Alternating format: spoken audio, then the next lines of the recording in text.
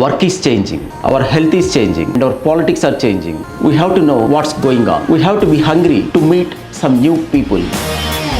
And definitely, we can't live in this world and not be curious. And I think we all could use some inspiration. Susheela Janardhan మా mother father పేరు Susheela Janardhan Rao. So ఆ రెండిట్లో రెండు అక్షరాలు తీసుకొని సుజన అనేది తీసుకొచ్చి ఇండస్ట్రీ పెడతాం జరిగింది. Welcome to the V Talk Show, the only talk show, interactive and informative talk show with leisure, creating a global impact.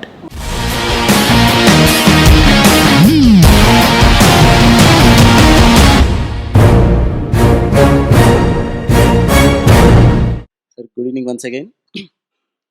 Sir మీరు సుజనా చౌదరి గారుగా అందరికీ తెలిసిన విషయమే. కానీ ప్రస్తుతం ఈ సందర్భంలో, ఈ ఎలక్షన్ సందర్భంలో పర్టికులర్లీ నామినేషన్ వేసిన తర్వాత మన విజయవాడ వెస్ట్ ఎమ్మెల్యే క్యాండిడేట్ ఎవరని చూస్తే యలమంచిలి సత్యనారాయణ చౌదరి అని వస్తుంది. సో మీ పేరుని డామినేట్ చేసేలా, అంతకంటే ఒక పెద్ద బ్రాండ్ క్రియేట్ అయ్యేలా ఈ సుజనా వెనక ఉన్న కథ ఒకసారి మాకు వివరిస్తారని చెప్పి అడుగుతున్నాను. యలమంచిలి సత్యనారాయణ చౌదరి అనేది మా గ్రాండ్ పేరెంట్స్ పెట్టిన పేరు. మా తాతగారి పేరు నాకు పెట్టారు. తర్వాత మేము ఇండస్ట్రీ పెట్టినప్పుడు సుశీల జనార్దన్ మా మదర్ ఫాదర్ పేరు సుశీల జనార్దన్ రావు. సో ఆ రెండిట్లో రెండు అక్షరాలు తీసుకొని సుజన అనేది తీసుకొచ్చి ఇండస్ట్రీ పెడతాం జరిగింది. ఆ ఇండస్ట్రీకి మనం 10,000 మందికి పైకే మనం ఉద్యోగాలు ఇచ్చాం. ఆ తర్వాత 30 సంవత్సరాల్లో ఆ పేరు ఎస్టాబ్లిష్ అయిపోయింది. సో దాంతో ఈ సుజనా చౌదరి అనేది, ఎందుకంటే తెలుగుదేశం పార్టీలో ఉన్నప్పుడు ముఖ్యంగా చంద్రబాబు నాయుడు గారికి అనేక మంది చౌదరీలు ఉంటారు కాబట్టి నాకు సుజనా చౌదరిగా ప్రిఫెక్స్ చేసడం జరిగింది. ఆ తర్వాత నాకు చాలా ఎక్స్పీరియన్స్. ఒకసారి ఫ్లైట్లో నా పక్కన ఒక యంగ్స్టర్ కూర్చోన్నాడు. ఎట్లా అంటే మీరేం చేస్తుంటారని అడిగాడు. ఇట్లా సుజనా మిస్టర్ చౌదరి కదా, what way your connected with him అని అడిగాడు. సుజనా చౌదరి అని అంత ఫేమస్ అయింది. So that's really I'm proud of that. మా మదర్ ఫాదర్ పేరు ఎప్పుడు కూడా ఉంటుంది. సో అయితే మీ తల్లిదండ్రులు వాళ్ళ ప్రేమతో మీకు పెట్టిన పేరు కంటే మీరు వాళ్ళ మీద ప్రేమతో పెట్టిన పేరు బాగా పాపులర్ అయింది. యాక్చువల్గా ఆ పేరు కాయిన్ చేసింది మా బ్రదర్ నితిన్ కుమార్ గారు. ఆ తర్వాత అదే ఫాలో అయ్యాం. డెఫినెట్గా మా నీస్ పేరు కూడా సుజన అండి, సత్య సుజన. మేము పెట్టుకున్నాం అట్లా. సార్ మీరు విజయవాడ బిడ్డ, సన్ ఆఫ్ ది సాయిల్, ఎన్నో వ్యాపారాలు చేసి ప్రపంచవ్యాప్తంగా కీర్తి ప్రతిష్టలు పొంది, అలానే కేంద్ర మంత్రిగా కూడా చేసి ఇప్పుడు మళ్ళీ విజయవాడ వెస్ట్కి వచ్చి ఇలా పోటీ చేయడం మీకు ఎలా అనిపిస్తుంది? చాలా సంతోషంగా ఉంది. ఎందుకంటే మాతృభూమి ఇది, బర్త్ ప్లేస్కి వచ్చేసాం. అంటే జనరల్గా ఆడపిల్లలు అయితే అంటారు పుట్టిల్లు అంటారు, పుట్టింటికి వచ్చినట్లుగా ఉంది. చాలా సంతోషంగా ఉంది. అడుగుతున్నానని ఏం అనుకోకండి. యాక్చువల్గా ఈ రోజు మీరు మీ డేని ఎన్నింటికి స్టార్ట్ చేశారు? 5:30కి లెగుస్తానమ్మా. డే స్టార్ట్ అంటే బయటికి ఐ థింక్ 7:15కో 7:30కో వెళ్ళాం ఈరోజు. ఎస్. ఒక పక్కన విజయవాడలో ఎండలు మామూలుగా లేవు, చాలా విపరీతమైన ఎండలు ఉన్నాయి.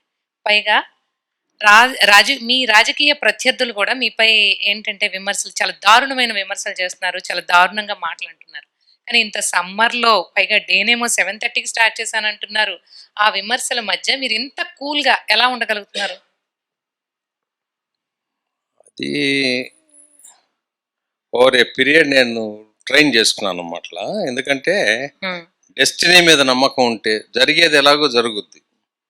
మనం ఒక పద్ధతి క్రమశిక్షణతో పని చేసుకుంటే వెళ్ళటం ముఖ్యం. పని చేయటం వరకు ప్రయత్నం లోపం లేకుండా ఏ విషయమైనా పని చేయటం వరకు, ఆ తర్వాత భగవంతుడి నిర్ణయం ఎలా జరుగుద్దో అలా. అది ఉన్నంత వరకు మనకి ఏమీ బాధలు ఉండవు. ఇప్పుడు వెళ్ళిపోయి కార్యక్రమం అయినాక వెళ్ళి పట్టుకుంటే 3 to 4 మినిట్స్లో నేను హ్యాపీగా నిద్రపోతాను, సౌండ్ స్లీప్కి వెళ్ళిపోతాను. గ్రేట్ అండి. మినిమం ఇప్పుడు విజయవాడ వచ్చినాకే నా స్లీప్ కొంచెం తగ్గింది. అదర్వైజ్ 8 hours పడుకుంటాను. ఇప్పుడు ఎన్ని గంటలు పడుకుంటున్నారు మీరు? ఇప్పుడు యావరేజ్ 6.5 hours వస్తా ఉంది. సో ఇలా రోజు ఇంత తక్కువ నిద్రపోవడం కానివ్వండి, ఈ ఎండలు, ఈ ప్రచారం ఎలా చూస్తున్నారు, ఎలా తీసుకుంటున్నారు? పర్వాలేదు, ఇది 30 days కష్టపడాలి, కష్టపడకుండా ఏది రాదు కదా.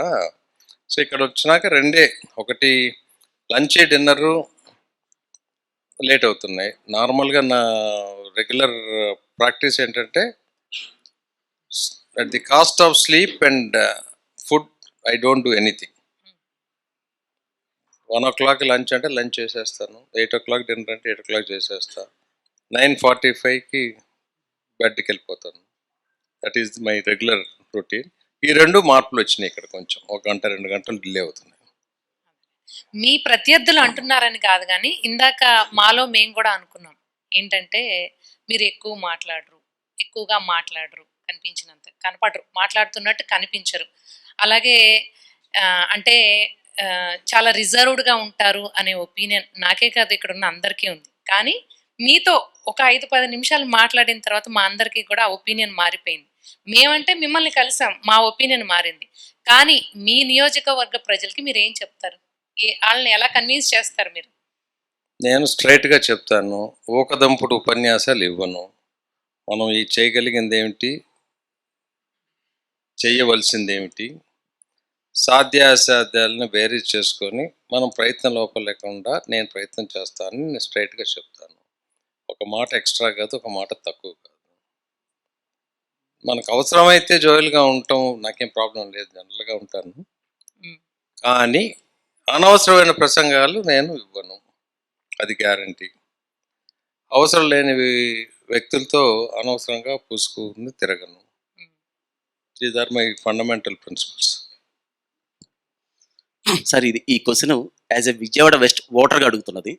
సో గూగుల్లో, వికీపీడియాలో దొరకంది మీ బాల్యం, మీ చదువు, వాటి గురించి మన ప్రజల కోసం ఒకసారి వివరిస్తారా? వాళ్ళ రేపు జనరల్గా గూగుల్లో, వికీపీడియాలో కూడా దొరుకుతూనే ఉన్నాయి. ఎనీవే, మీరు అడిగారు కాబట్టి, నేను పుట్టింది కంచికచెర్ల గ్రామం, మా మదర్ ఊరు పొన్నవరం అని. అక్కడ నా వరకు చెప్పాలి అని అంటే, బేసిక్గా మా ఫాదర్ ఇరిగేషన్ డిపార్ట్మెంట్లో ఇంజనీర్గా చేసేవారు. కాబట్టి నాకు ఊహం తెలిసినప్పటి నుంచి ఫస్ట్ ఫార్మేటివ్ కాదు, up to the age of 8-9 Miryalagudem అని నాగార్జున సాగర్ ప్రాజెక్ట్ కింద మా ఫాదర్ చేసేవారు. 1 year జగ్గేపేటలో ఉన్నాం, 3-4 years విజయవాడ. 9th class అవ్వగానే హైదరాబాద్ వెళ్ళాం. ఆ తర్వాత హైదరాబాద్లో 10th, ఇంటర్మీడియట్, ఇంజనీరింగ్. తర్వాత కోయంబత్తూర్ వెళ్ళి నేను ఎంటెక్ చేశాను మెషిన్ టూల్ ఇంజనీరింగ్లో. Next I started business. First electric fans appliances తయారు చేసేవాళ్ళం. ఆ రోజుల్లో కూడా 1 townలో తిరిగేవాడిని నేను యాక్చువల్గా ఫ్యాన్స్ అమ్మటానికి. దెన్ ఆ విధంగా ఇండస్ట్రీ పెంచుకుంటూ వెళ్ళాం. దట్ ఈస్ హౌ ఒక 20 years రఫ్లీ అలాగే జరిగిపోయింది. దెన్ సర్ప్రైజింగ్గా రాజకీయాల్లోకి వచ్చాను నేను. నాట్ బై డిజైన్, అంతవరకు అది క్లియర్గా చెప్పగలను. అది చంద్రబాబు నాయుడు గారు ఐడెంటిఫై చేసి ఇన్వైట్ చేశారు. ఆ తర్వాత అందరికీ తెలిసిందే, రాజ్యసభలో 12 సంవత్సరాలు చేయటం ఇవన్నీ. సార్ రీసెంట్గా ఇంకో చర్చ ఏం జరుగుతుందంటే, మీ నాన్నగారికి, మీ కుటుంబానికి, విజయవాడకి ఒక స్పెషల్ బాండింగ్ ఉందని. అంటే జనరల్గా మీరు విజయవాడ వాసులు అని చెప్పి చాలామంది తెలుసు, కానీ ఇంకా చాలామందికి తెలియని విషయం ఏంటంటే మీ కుటుంబానికి విజయవాడ మీద చెరగని ముద్ర ఉందని. దాని గురించి కొంచెం వివరిస్తారా? అంటే ఆ జనరేషన్స్ అన్నీ అయిపోయినాయి కదా. మా ఇద్దరు గ్రాండ్ ఫాదర్లు, మెటర్నల్ గ్రాండ్ ఫాదర్స్ ఇద్దరు కృష్ణా జిల్లా పెదమద్దాలి గ్రామం నుంచి. మా తాతగారు ఫస్ట్ IPS ఆఫీసరు. మా మదర్ ఫాదర్ కూడా నందికం తాలూకాలో ఫస్ట్ గ్రాడ్యుయేట్ ఆ రోజుల్లో, పొన్నవరంలో. అంటే ఎడ్యుకేషన్ మూలాన్ని చెప్తున్నాను నేను. ఈ రోజుల్లో గ్రాడ్యుయేషన్ పెద్ద ఇష్యూ కాదు, కానీ ఎడ్యుకేషన్ ఉండటం మూలానే వాట్ ఐఎమ్ టుడే. వాళ్ళు చదువుకోబట్టి అందరినీ చదివించారు కాబట్టి. మా మదర్ కూడా స్కూల్ వరకు ఇక్కడే విజయవాడలో చదువుకుంది. తర్వాత మా తాతగారు పోలీస్ డిపార్ట్మెంట్లో జాయిన్ అయ్యి మెడ్రాస్ ప్రెసిడెన్సీ నుంచి ఆంధ్ర సపరేట్ అయినప్పుడు విజయవాడలో, ఆ రోజుల్లో మా DSP అనేవారు, DOSP అనేవారు, నాకు ఇంటెలిజెన్స్ ఆఫీసర్గా ఉండేవారు IBకి. తర్వాత ఆయన CBI ఆంధ్ర 56లో మనం state Andhra and Telangana combine అయినాక ఆయన హైదరాబాద్కి షిఫ్ట్ అయ్యారు. నేను 1961లో పుట్టాను అనుకోండి. ఇవన్నీ పుట్టక ముందు జరిగినాయి. మా ఫాదరు ప్రకాశం బ్యారేజీ, మన కృష్ణా బ్యారేజీ మీద ఫస్ట్ ఆయన జాబ్ 1955లో జాబ్ చేశారు. 1952లోనే మా తాతగారు బందర్ రోడ్డు మీద ఆ రోజుల్లో మంచి పెద్ద ఇల్లే కట్టి హైదరాబాద్ వెళ్ళిపోయినాక ఆయన ఆ రోజు మహానటి సావిత్రికి అమ్మారు. సావిత్రి బంగ్లా అంటారు ఇప్పుడు కూడా. ఆ ఇల్లు ఫస్ట్ మా తాతగారు కట్టింది, అలాగే ఉంది ఇల్లు ఇప్పటికి. తర్వాత ఒక 20 ఇయర్స్కి మళ్ళీ మా ఫాదర్ ఇక్కడ ఉన్నప్పుడు అదే ఏరియాలో ఇంకొక ఇల్లు కట్టాం. ఆ తర్వాత 93లోనే ఎప్పుడు ఇంకా మళ్ళీ విజయవాడలో వచ్చే అంత అవసరం ఉండదు అని ఆ ఇల్లు కూడా అమ్మేయటం జరిగింది. ఈ స్టేట్ బైఫర్కేట్ అవుద్ది, ఇవన్నీ మనం అనుకోం కదా. అట్లా మా తాతగారు కూడా క్వైట్ పాపులర్ ఆఫీసర్ ఆ రోజుల్లో, ఐపీఎస్ ఆఫీసర్గా ఇక్కడ. మా ఫాదర్ కూడా, ఇద్దరు కూడా అనేక, మా తాతగారు Lal Bahadur Shastri prime minister award కానీ, మా ఫాదర్ కూడా చాలా అవార్డ్స్ అయ్యి సంపాదించుకున్నారు. వాళ్ళ డిపార్ట్మెంట్స్లో బాగా మంచి పేరు ఉంది. ఇక్కడ కూడా మంచి సర్కిల్ ఉండేది. సరే, ఆ జనరేషన్స్ అయిపోయినాయి. తర్వాత సుమారుగా మళ్ళీ 23లో ఇక్కడ విజయవాడలో మాకు ఊర్లో మంచి ఇల్లు ఉంది, ఇక్కడ కూడా ఇల్లు కావాలి, ఇల్లు కట్టడం జరిగింది. అలా అంటే బంధువర్గం అందరూ ఉన్నారు కదా ఇక్కడే. సరే, ఈ టైం గ్యాప్లో మాలో జరుగుతున్న ఇంకో చర్చ ఏంటంటే, సార్ ఇప్పుడే ఇలా ఉన్నారంటే యూత్గా ఉన్నప్పుడు ఎలా ఉండేవాళ్ళు. సో కంపల్సరీ అది లవ్ మ్యారేజ్ అయ్యి ఉంటుంది, అరేంజ్డ్ కాదు అని చెప్పి అనుకుంటా ఉన్నారు. కొంచెం మీరు క్లారిఫై చేయాలి. కొంచెం కాదు, మొత్తం చెప్పాలి. కొంచెం కాదండి ఇందులో. అంటే అది ఇప్పుడు మనకి యాప్లో పెడితే 20 ఏళ్ళ తర్వాత ఎలా ఉండేవాళ్ళం, 20 ఏళ్ళ ముందు ఎలా ఉండేవాళ్ళం కూడా చెప్పేస్తుంది అది ఎట్లాగైనా. అది కాదు, డెఫినెట్గా నాది లవ్ మ్యారేజే, అందులో డౌట్ లేదు. మా క్లాస్మేట్ ఫస్ట్ కజినే, దట్ ఈస్ హౌ మెడ్రాస్ ఉంది. అయితే మా మామగారు డాక్టర్ గారు. సరే, ఆవిడ్ని, ఆ కజిన్ ని మీరు ఎలా కలిసారు? అదే చెప్తున్నానమ్మా. ఆవిడని ఎలా కలిసారంటే, మా ఫ్రెండ్కి ఐడియా ఉన్నట్లుంది ఆ డాక్టర్ గారిని కలవటానికి అని చెప్పి. నాకు కోల్డ్ ఏదో వస్తే మెడ్రాస్లో ఉన్నప్పుడు ఇంటికి తీసుకెళ్ళి పరిచయం చేశాడు. లవ్ ఎట్ ఫస్ట్ సైట్ అనుకోండి. That is how. ఆ ఫొటోస్లో కెమిస్ట్రీ కనిపిస్తుంది. నాకు కనపట్లేదు కదా ఫోటో, ఇటు నాకు పెట్టవలసింది. కూడా కనిపించలేదండి.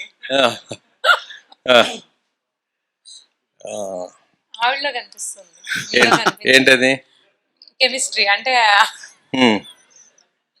అడ్మిరేషన్ కనిపిస్తుంది.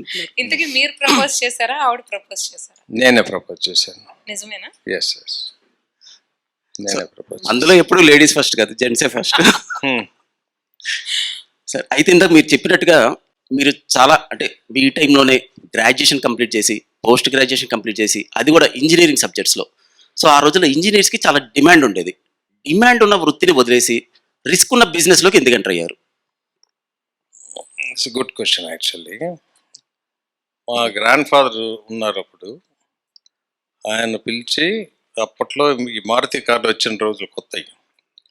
అయితే ఎంటెక్ చదువుకొచ్చి కార్ వర్క్షాప్ పెడితే నెలకు ఒక 5,000 సంపాదించడం పెద్ద కష్టం కాదురా, నా జీవితాంతం నేను సర్వీస్ చేశాను, ఆ సర్వీస్లో వాల్యూస్ తగ్గిపోతున్నాయి, మళ్ళీ మీ నాన్న కూడా సర్వీస్లో పెట్టాం, ఆయన గవర్నమెంట్లోనే ఉన్నారు, ఎవరికి సెల్యూట్ పెట్టాల్సిన అవసరం ఉండదు, నువ్వు సొంతంగా నీ కాళ్ళ మీదనే ఉంటే అని చెప్పి 10 మందికి ఉద్యోగం ఇచ్చే అవకాశం ఉంటుంది. 86-87లో 10,000 రూపాయలతో బ్రహ్మాండమైన వర్క్షాప్ పెట్టచ్చు. యాక్చువల్గా 10,000 అంటే ఈ రోజులో 10 కోట్లు ఇంచుమించుగా. అట్లా ఆయన పట్టుదలగా చెప్పారు. అప్పటికే మా బ్రదర్స్ బిజినెస్ స్టార్ట్ చేసి ఉన్నారు అన్నమాట. కాబట్టి అదొకటి. రెండోది, మా ఫాదరు అప్పుడు ఎన్టీ రామారావు గారు చీఫ్ మినిస్టర్. మా ఫాదర్ ఒక పెద్ద మనిషి దగ్గర తీసుకెళ్లారు, వెరీ ఫేమస్ మ్యాన్. ఆయన తీసుకెళ్తే ఆయన అదే ఇట్లా మా వాడు ఇండస్ట్రీ పెడదాం అనుకుంటున్నాడు, కార్డ్లెస్ ఫోన్స్ అయి పెడదాం అనుకుంటున్నారు, ఇది చూడమని. ఆయన ఇన్స్టెడ్ ఆఫ్ ఎంకరేజింగ్ 15 నిమిషాలు ఈ ఉద్యోగాలు రాని వాళ్ళందరూ ఇండస్ట్రీ పెడదామంటే ఎక్కడ కుదురుద్ది అని ఒక డైలాగ్ కొట్టాడు. దాంతో మనకు పట్టుదల పెరిగింది. తర్వాత మనం ఇండస్ట్రీ పెడతాం ఆయన దగ్గరికి వెళ్ళి కలిసి చెప్పాను. అప్పుడు 100 కోట్ల టర్న్ ఓవర్ ఉన్నప్పుడు రోజుల్లో, వాళ్ళు ఎవరు లేరు ఇప్పుడు, కానీ అది కూడా ఒక ఇన్సిడెంట్. దాంతో బాగా కసిగా పెట్టాం అది. సో ఆయన కనుక ఆ మాట అనకపోయి ఉంటే అంటే మీలో అంత కసి వచ్చేది కాదు, మీలో అంత అంటే ఇంత సక్సెస్ అయ్యేవాళ్ళు కాదంటారా? అని నేను అన్నమ్మా, కానీ స్లోగా ఉండేదేమో. ఎప్పుడైనా ఒక ఎంప్లాయ్మెంట్ క్రియేషన్ చేయాలి అనేది అది ఒక పట్టుదలగా ఉండేవాడిని నేను ఎప్పుడు కూడా. ఎందుకంటే ఆ తర్వాత కూడా మాకు ఇన్వెస్టర్స్ వచ్చినప్పుడు ప్రతిసారి నాకు ఇప్పుడు 1500 ఉన్నారు, 2000 ఉన్నారు అని అంటే ఇన్వెస్టర్స్ అనేవారు, అవును. నువ్వు 1500 2000 వచ్చిన కదా, లాభం ఎంత సంపాదిస్తున్నావో చెప్పు, ఉద్యోగాలు ఇస్తే మాకేం లాభం, దాని మీద మేము ఇన్వెస్ట్ చేయలేము, బాటం లైన్ అనేవారు. సో అది కొంత కలిసి రావాలి, మనకు అన్ని కలిసి వచ్చినాయి. I must admit that. కానీ ఆ సక్సెస్ కానీ ఆ కలిసి రావడం కానీ ఓవర్ నైట్లో జరగదండి. మనం కొంత సాక్రిఫైస్ చేయాలి ఉంటుంది, మనము నేర్చుకోవాల్సింది ఉంటుంది, మనము ఎఫర్ట్స్ పెట్టాల్సింది ఉంటుంది, చాలా ఉంటాయి. మీ విషయంలో మీరు ఆ సక్సెస్కి ఎలా రాగలిగారు? మీకు ఈ జర్నీలో హర్డిల్స్గా ఏమనిపించాయి, ఏది కష్టం అనిపించింది, మీరు ఏం నేర్చుకున్నారు? మనం ఎక్కువగా కష్టంలోనే నేర్చుకుంటాం ఎవరమైనా కానీ, ఆ పీరియడ్ ఆఫ్ టైంలోనే ఎక్కువ నేర్చుకుంటాం. సో మీరేం నేర్చుకున్నారు ఆ టైంలో అంటే ఏం చెప్తారు మీరు సక్సెస్ అయ్యే లోపల? సక్సెస్ అనేది ఒక సెమికాల్, అది సక్సెస్ అనేది ఫుల్ స్టాప్ కాదు. Every day is a struggle, somewhere we lose somewhere we gain. నా వరకు చూస్తే నేను I have spent my prime youth blood and sweat for the industry undoubtedly. కానీ అది చేస్తూ కూడా నేను ఫ్యామిలీ లైఫ్ కూడా, ఫ్యామిలీ అంటే కంబైన్డ్ ఫ్యామిలీ, మా ఫాదరు మదరు సిస్టరు బ్రదర్స్తో కలవటం కానీ, పిల్లలతో స్పెండ్ చేయటం కానీ, పిల్లలిద్దరినీ కూడా 10th స్టాండర్డ్ వరకు ఇద్దరిని కూడా రోజు స్కూల్లో నేనే దించేవాడిని as much as possible. I think 1-2 రోజులు ఏమన్నా తక్కువ. ఇక్కడ ఉన్న వాళ్ళందరూ కూడా గుర్తుపెట్టుకోవాలండి ఇది. నాకు తెలిసి చాలా తక్కువ మంది డ్రాప్ చేస్తూ ఉండొచ్చు.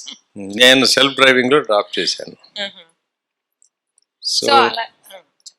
So that has definitely morning 8 o'clock అలా స్కూల్లో డ్రాప్ చేసి అక్కడి నుంచి ఆఫీసు, ఫ్యాక్టరీ ఇలా ఉండేది కార్యక్రమం. దాంతోపాటు నాకు స్నేహ బృందం ఒక 12 మంది నా క్లాస్మేట్స్ కూడా నాతో పాటు సేల్ అయ్యారు. అంటే ఆ ఫ్రెండ్షిప్లో అండర్స్టాండింగ్ కానీ నమ్మకం, ఏదైనా సరే వీడిని పట్టుకొని అలాడితే మంచిగా ముందుకు తీసుకెళ్తాడు, ఎక్కడ మాట తేడా రాదు అనే నమ్మకంతో అందరం కలిసిమెలిసి చేసాం. 45 సంవత్సరాలు అయిపోయింది. ఇప్పుడు నాకు ఇంటర్మీడియట్ ఫ్రెండ్స్ ఉన్నారు ఇద్దరు, ఇప్పటికి మాతోనే ఉంటారు. పైన కింద ఉంటానే ఉంటారు ఎప్పుడు నాతో. ఎవ్రీ డే 3-4 ఫ్రెండ్స్ నాతోనే ఉంటారు. వాళ్ళు రోస్టర్ వేసుకుంటారు. ఇప్పుడు ఢిల్లీలో 12 సంవత్సరాలు 14 సంవత్సరాలు ఉన్నానంటే ఏ ఒక్కరోజు ఒక 2-3 ఫ్రెండ్స్ లేకుండా ఇప్పుడు ఈవినింగ్ గడపను నేను. So you are so lucky. Yeah ఈ రోజుల్లో 2-3 ఎంత లాంగ్ జర్నీలో ఫ్రెండ్స్ ఉండడం అంటే 12 మంది ఉన్నారు. 12 మందిలో అన్ఫార్చునేట్గా 2 పైకి వెళ్ళిపోయారు, కానీ 10 మంది ఉన్నారు. ఈ 10 మందిలో ఎప్పుడు 2-3 నాతో ఉంటారు. ఇప్పుడు కూడా ఈ విజయవాడలో కూడా వాళ్ళు డ్యూటీ వేసుకుని 2-3 కంటిన్యూస్ ఉంటానే ఉంటారు. మీ టీంలో ఎప్పుడు కూడా మీ ఫ్రెండ్స్ ఇన్వాల్వ్ అయి ఉంటారు? బిహైండ్ మీ కంపల్సరీగా ఉంటారు, లేకపోతే లెఫ్ట్ అండ్ రైట్.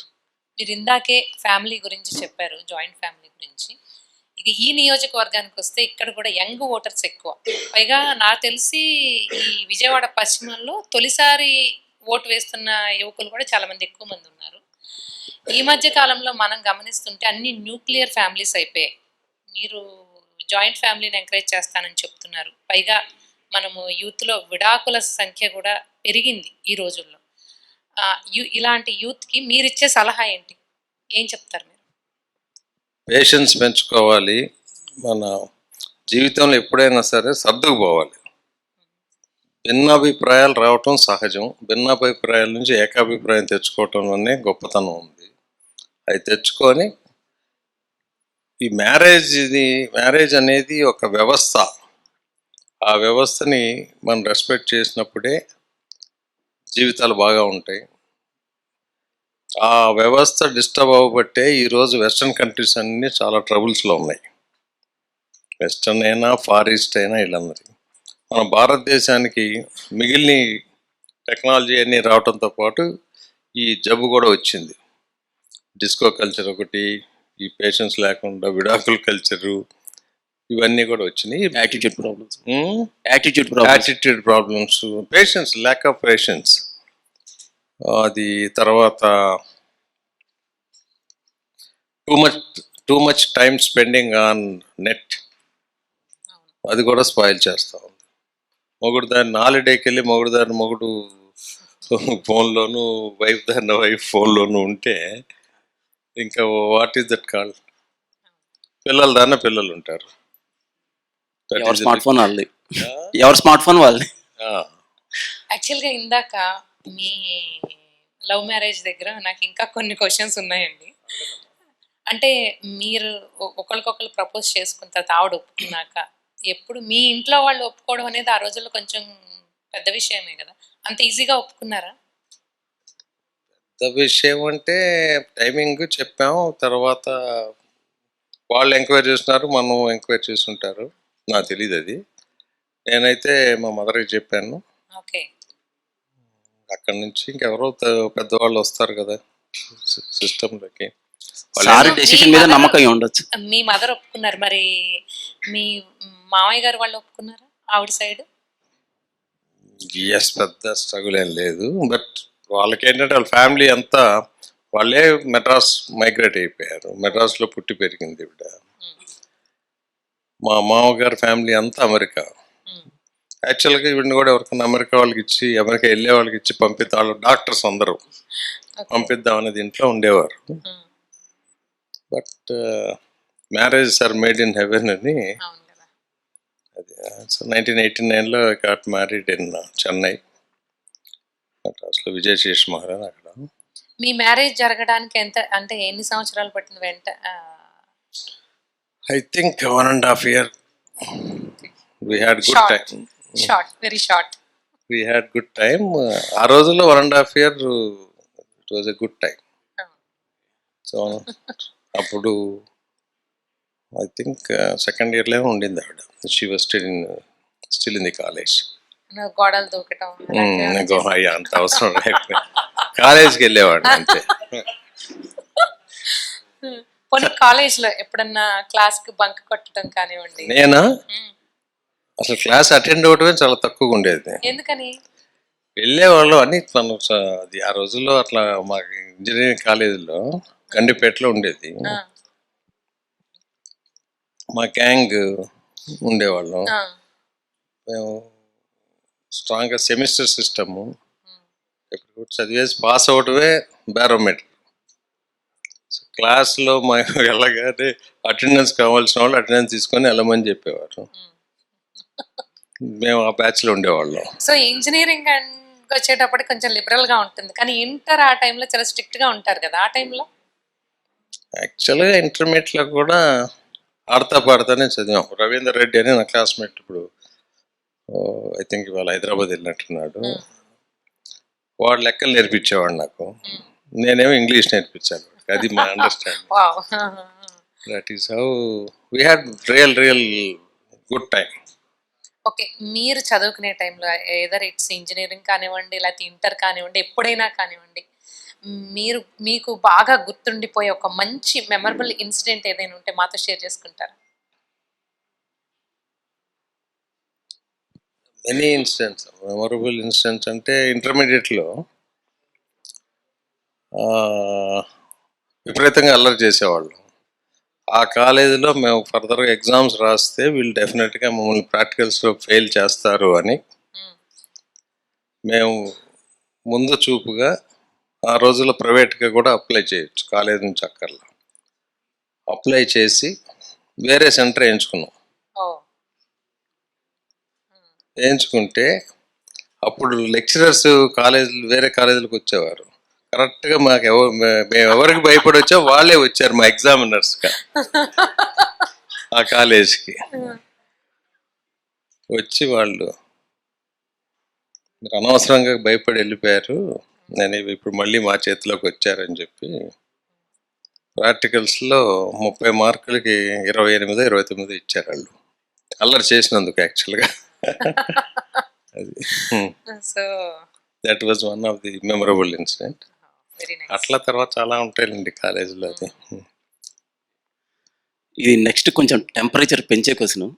సో నాతో పాటు ఇక్కడ ఉన్న మా వాళ్ళందరూ కూడా మ్యాక్సిమం అంతా బిజినెస్ పీపులే. యంగ్స్టర్ ఉన్నారు ఎక్కువ. అవునండి.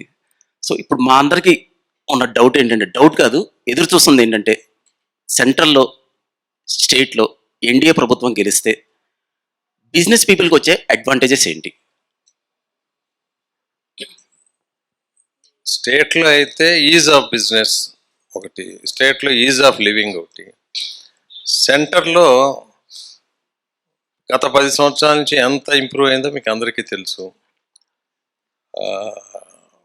వికసిత్ భారత్ అంటే డెవలప్డ్ నేషన్ కింద మనం ప్రమోట్ అయ్యాం ఇప్పుడు. ఈ 10 సంవత్సరాల నుంచి చేశాం కదా. బిజినెస్ పీపుల్కి టూ మెనీ ఆపర్చునిటీస్. మ్యానుఫ్యాక్చరింగ్ సైడ్కి వెళితే స్టార్టప్ ఇండియా కానీ, స్టాండప్ ఇండియా కానీ, మేక్ ఇన్ ఇండియా కానీ, ఇవన్నీ చేసుకోవటానికి అనేక పథకాలు ఉన్నాయి. కొంచెం దాన్ని అవగాహన చేసుకొని చేయటం ఒకటి. తర్వాత టెక్నాలజీలో ఇప్పుడు స్విగ్గీ కూడా మీ దగ్గర నుంచే కదా, స్విగ్గీ ప్రమోటర్. ఇట్లా అనేక మంది ఉన్నారు. విజయవాడ వాళ్ళు ఆడపిల్లలు మగపిల్లలు ఇద్దరు కూడా సక్సెస్ఫుల్గా చాలామంది ఉన్నారు. అమెరికాలో కానీ, యూరోప్లో కానీ చాలామంది. ఆశ్చర్యపోతాం మనం అసలు. ప్రస్తుతం హైదరాబాద్లో కూడా పెరిగారు మన విజయవాడ. హైదరాబాద్లో కూడా పెరిగారు బాగా. ఇప్పుడు వ్యాపారం గురించి వచ్చింది కాబట్టి యాక్చువల్గా మీ నియోజకవర్గంలో ఎక్కువగా వస్త్రలత నుంచి మొదలు పెడితే ఒక 6-7 వ్యాపార సంస్థలు తప్ప ఇంకెక్కువ లేవు. గత మనం 25 సంవత్సరాల్లో చూసుకుంటే కొత్తగా వచ్చిన ఏం లేవు. మరి ఉన్న వ్యాపారస్తులకి అందరికీ కూడా ఏదన్నా కొంచెం ఎంకరేజ్మెంట్గా ఉండాలి అంటే కొత్త కొత్త వ్యాపారాలు రావాలి, ఎకానమీ పెరగాలి. కాబట్టి మీరు ఎమ్మెల్యేగా గెలిస్తే ఎటువంటి ఇంకా కొత్త వ్యాపారాలు తీసుకొస్తారు విజయవాడ వెస్ట్కి? విజయవాడ వెస్ట్కి యాక్చువల్గా ఎమ్మెల్యేగా వస్తే వ్యాపారాలు తీసుకుంటే అవకాశాలు తీసుకొచ్చి వాళ్ళ కళ్ళ ముందు పెడతానికి ఆ జాబ్ చేయగలను. దానికంటే ఇప్పుడు ఫెసిలిటేషన్, ఇప్పుడు హోటల్స్లో ఉంటే కాన్సియాజ్ డెస్క్ అని ఉంటుంది. అక్కడికి వెళ్ళి వాడు అడిగితే ఏ సినిమా ఎక్కడ ఆడుతుంది, ఏ రెస్టారెంట్ బాగుంటుంది, ఇవన్నీ చెప్పేవాళ్ళు ఒక డెస్క్ ఉంటుంది. చాలామందికి తెలిసే ఉంటుంది. ఓకే, వన్ స్టాప్ షాప్ లాగా. ఈ 22 డివిజన్లో 22 ఆఫీసులు పెట్టి ఆఫీసుల్లో విద్య, వైద్యం, ఉద్యోగం అండ్ ఇండస్ట్రీ స్టార్టప్ చేయాలంటే ఏమిటనేది అది పెద్ద కష్టమైన పని కూడా కాదు యాక్చువల్గా. ఈరోజు కనెక్ట్ చేయాలి అంటే right man at right place అని. వెనకటి రోజుల్లో ఎంప్లాయ్మెంట్ ఎక్స్చేంజ్ అని ఉండేది, మీకు ఎవరికి తెలుసో తెలియదు. అక్కడ రిజిస్టర్ చేసుకుంటే ఎక్కడైనా ఉద్యోగాలు వస్తే ఆ ఉద్యోగాలకు వచ్చేది ఒక ఆర్డర్ ఆఫ్ ప్రయారిటీలో. ఈ రోజున అసలు 30-40 వేలు సంపాదించాలి అని అంటే ప్రాపర్ స్కిల్ ట్రైనింగ్ ఇస్తే ఎక్కడైనా సంపాదించుకోగలరు. భారతదేశంలో కానీ ప్రపంచంలో కానీ ఈ స్కిల్ ఎక్కడ కావాలి అనేది. అలాంటి సెంటర్ పెడితే ఉద్యోగం మీద ఫోకస్ చేసేవాళ్ళు అటు పంపాలి. ఇండస్ట్రీ పెట్టుకోగలిగిన వాళ్ళు ఏమిటనేది ఆ సలహాలు సంప్రదింపులు ఇస్తే బ్యాంకులు కానీ ఎలా ఇవ్వాలి ఏమిటి అదంతా ప్రాసెస్ చేయడానికి గవర్నమెంట్ చేతిలో ఉంటే అది ఈజీ అవుతుంది. ఎందుకంటే అక్కడ ఇంతకుముందు జరుగుతున్నట్లుగా ఒకవేళ జరిగితే ఎవరికి ₹1 కరప్షన్ లేకుండా చేయాలనేది నా ప్రయత్నం. హాకర్ సెంటర్స్ పెట్టచ్చు, మార్కెట్స్ ఇప్పుడు తిరుగుతూ ఉంటే చూస్తే పొటెన్షియల్ ఈజ్ ఫినామినల్ పొటెన్షియల్ ఉంది. వస్త్రలత అన్నారు, వస్త్రలతలో ఇప్పుడు మనం డిజైన్ చేపిస్తే దేర్ ఆర్ సమ్ టెక్నాలజీస్ మామూలుగా ఏంటంటే వస్త్రాలను పగలగొట్టి మళ్ళీ ఇంకో బిల్డింగ్ కట్టాలి అనుకున్నారు అనుకోండి. జనరల్గా అంతే కదా డెవలప్మెంట్ అంటే. ఉమ్, ఈ రోజున డెవలప్మెంట్ చేయాలి అంటే అవేమి చేయక్కర్లా. వస్త్రాలతో వ్యాపారం దెబ్బతినకుండా ఉమ్, కాలమ్స్ వేసి కింద నుంచి కడతాం బిల్డింగ్ మామూలుగా. ఇప్పుడు పైనుంచి వచ్చే టెక్నాలజీ వచ్చింది. పైనుంచి తీసుకొచ్చి ఈ షాప్స్ అన్నీ పైకి షిఫ్ట్ అయిపోయి వాళ్ళ వ్యాపారం ఏమాత్రం దెబ్బతినకుండా ఉమ్, ఆ తర్వాత కింద పగలగొట్టేసి కింద పార్కింగ్ చేయటమా ఏం చేయటం అనేది చేయొచ్చు. ఇలాంటి అనేకం ఉన్నాయి. ఉమ్, అక్కడ ఫ్లైఓవర్లు కానీ రోడ్లు అన్నీ చేయాలంటే వాటిని తీసుకొచ్చి అక్కడ ఎన్డీఏ ఇక్కడ ఎన్డీఏ ఉన్నప్పుడు ఎన్బిసిసిలో కానీ వాళ్ళు ఎవరైనా తీసుకొచ్చి ఇవన్నీ చేయడానికి అవకాశాలు చాలా ఉన్నాయి. పున్నమి ఘాట్ రిసార్ట్స్ కానీ భవానీ ఐలాండ్స్ కానీ పిల్లల్ని సాయంత్రం తీసుకెళ్లాలన్నా ఏదైనా చేయాలన్నా ఇట్లాంటి అనేకం చేయొచ్చు. కల్చరల్ సెంటర్లు, కన్వెన్షన్ సెంటర్లు. విజయవాడ వెస్ట్ అసలు అంత ఘోరమైన పరిస్థితులు ఎందుకు ఉందో అని కూడా నాకు అర్థం కావట్లేదు. ప్రజాప్రతినిధులు ఎవరు కూడా ఇప్పటి వరకు పూర్తిగా అవగాహన లేదు అని అంటే అని నేను అనుకోను. ఉమ్. అసలు ఎఫర్ట్ పెట్టలేదు అనిపిస్తుంది నాకు. గత 35-40 సంవత్సరాల నుంచి ఆలోచిస్తుంటే మీరు అందరూ ఎమ్మెల్యే గెలిపించి పంపించేస్తున్నారు, మర్చిపోతున్నారు. అట్లా కాకుండా ఈసారి మాత్రం గట్టిగా పనిచేసి ఒక మార్క్ క్రియేట్ చేయాలనేది నా ఉద్దేశం.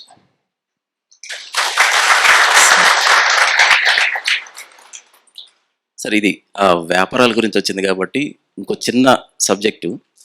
జనరల్గా వ్యాపారస్తుల మీద ఎలాంటి ఒపీనియన్ ఉంటుందంటే, వ్యాపారస్తులు చాలా ఈజీగా డబ్బు సంపాదిస్తారని, వాళ్ళ దగ్గర చాలా డబ్బు ఉంటుందని అని ఒక పర్సెప్షన్తో ఉంటారు చాలామంది. అంటే మనకుండే ప్రాక్టికల్ ప్రాబ్లమ్స్, మనకుండే రిస్కులు చాలామంది అవగాహనలోకి తెచ్చుకోరు.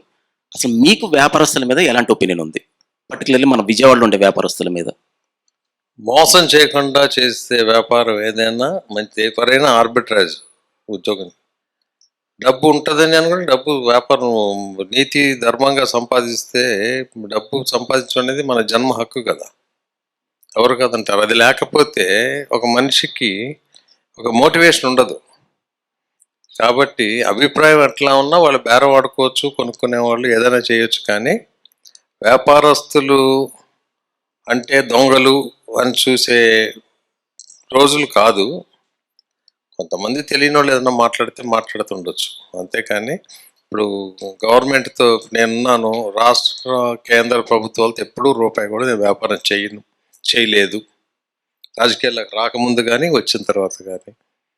రాజకీయాల్లోకి వచ్చినాక ఈ 13 జిల్లాల్లో నేను ₹1 వ్యాపారం చెయ్యను అని మన రాష్ట్రం విడిపోయినాక నేను చెప్పాను. అలాగే ఉన్నాను.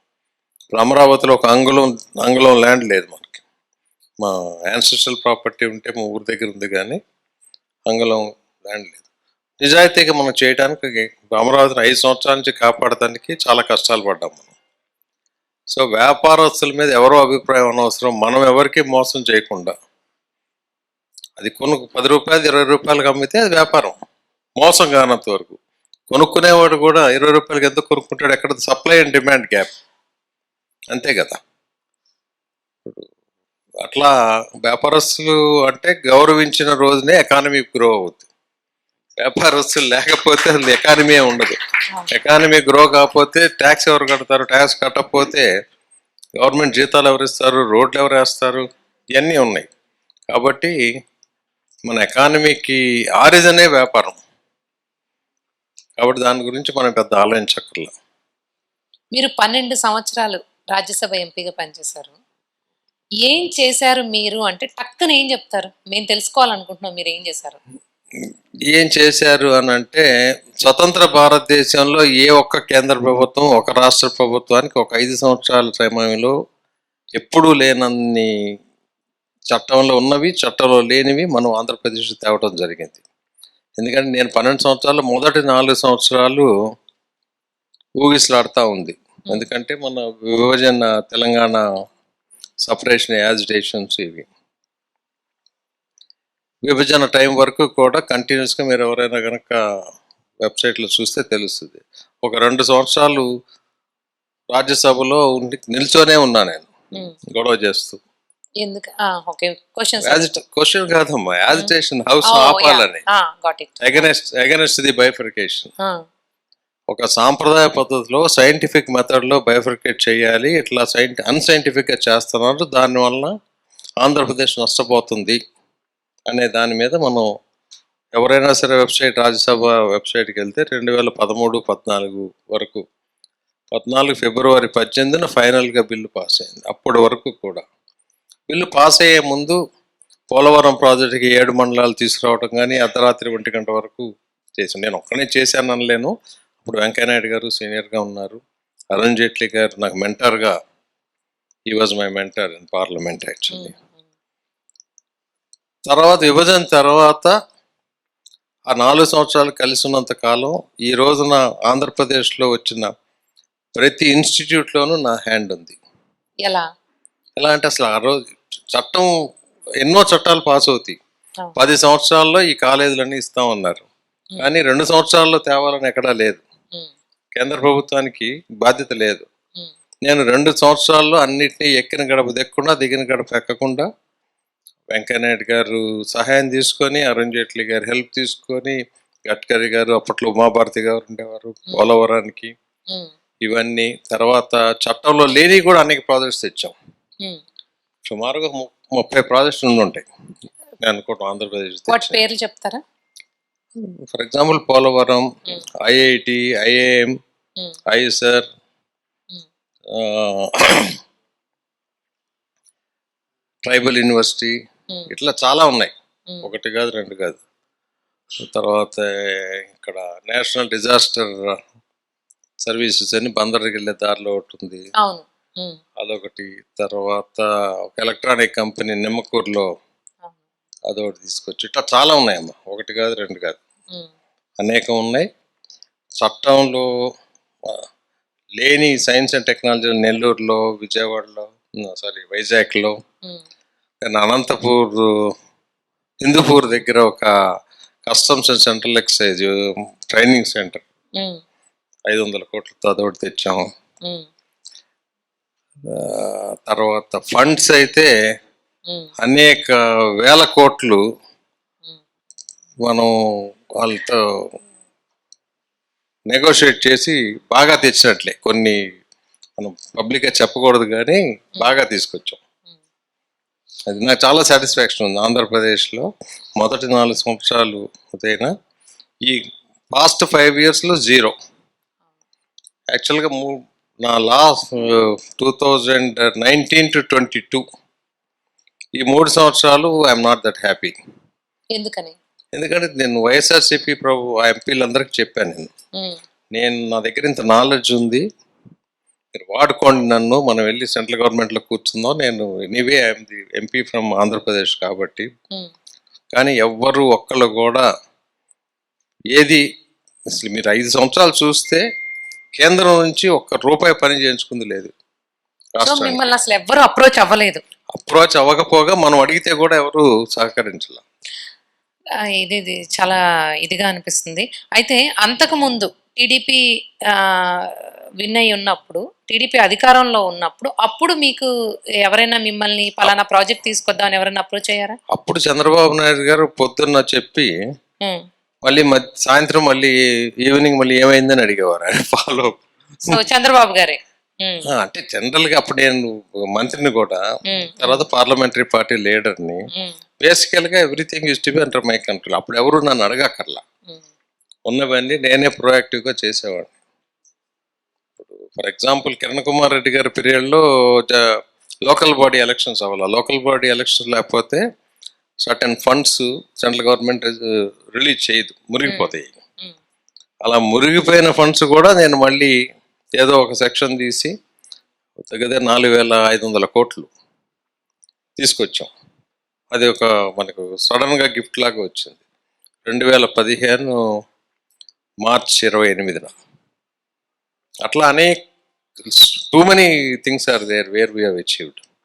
ఈ లాస్ట్ 3 years మాత్రం definitely I'm not satisfied. Because ఎవరు మనకి ఇక్కడ స్టేట్ గవర్నమెంట్ నుంచి ప్రపోజల్ లేనిది ఏమి చేయలేము సెంట్రల్ గవర్నమెంట్లో. అది అట్లాగా టైం పోయింది. సో బాధగా ఉంది. అది డెఫినెట్గా వేస్ట్ ఆఫ్ టైం. సో ఇక మీరు ప్రచారం మొదలు పెట్టిన తర్వాత ఇక్కడ నియోజకవర్గంలో ఎక్కువగా వినిపిస్తుంది ఏంటంటే ఆల్మోస్ట్ బీజేపీ గెలవబోతోందనే జనాల్లో టాక్ వచ్చేసింది. అది కేవలం ఒక క్యాండిడేచర్ వల్ల వచ్చింది. అంటే అంటే మీ వల్ల మీరు ఎమ్మెల్యేగా పోటీ చేస్తున్నారు కాబట్టి వచ్చింది అని. అసలు బీజేపీ ఏపీకి ఏం చేసింది అంటే ఏం చెప్తారు మీరు? యాక్చువల్గా ఇంకా ప్రచారం స్టార్ట్ చేయలేదమ్మా. నేను అసలు వెళ్తున్నారు కదా 15 days నుంచి. అవగాహన చేసుకుంటున్నాను అసలు డివిజన్లు ఎక్కడెక్కడ ఉన్నాయి ఏమిటి అనేది. ప్రచారం అనేది ఇంకొక 3 daysలో డివిజన్స్ అన్ని టచ్ చేయడం అయిపోద్ది. ఉమ్, ఆ తర్వాత ఒక రోజు 2 రోజులు గ్యాప్ ఇచ్చి ప్రచారం చేస్తామని నా ఉద్దేశం. బీజేపీ ఏం చేసిందంటే చేయవలసిన అన్ని చేసింది. అది చెప్పాను కదా, స్వతంత్ర భారతదేశంలో ఏ ప్రభుత్వం, ఏ కేంద్ర ప్రభుత్వం ఒక రాష్ట్ర ప్రభుత్వానికి చేయని చేసింది. మొన్న 5 yearsలో రాష్ట్ర ప్రభుత్వం అసమర్థత మూలాన ఆ కంచి చేయించుకోలేకపోయారు. కానీ ఇప్పుడు మన భారత రాజ్యాంగం ప్రకారం ఉమ్, కేంద్ర ప్రభుత్వం ఒక రాష్ట్రానికి ఎక్కువ చేసేది ఉండదు, తక్కువ చేసేది ఉండదు. ఫైనాన్స్ కమిషన్ ప్రకారం 42% డెవల్యూషన్ రెగ్యులర్గా వస్తున్నాయి. ప్రాజెక్ట్స్ అంటే వైబుల్గా ఉన్న ప్రాజెక్ట్స్ మనం తీసుకెళ్ళి సెంట్రల్ గవర్నమెంట్లో అప్రూవల్ చేయించుకోవాలి, టీపీఆర్లు.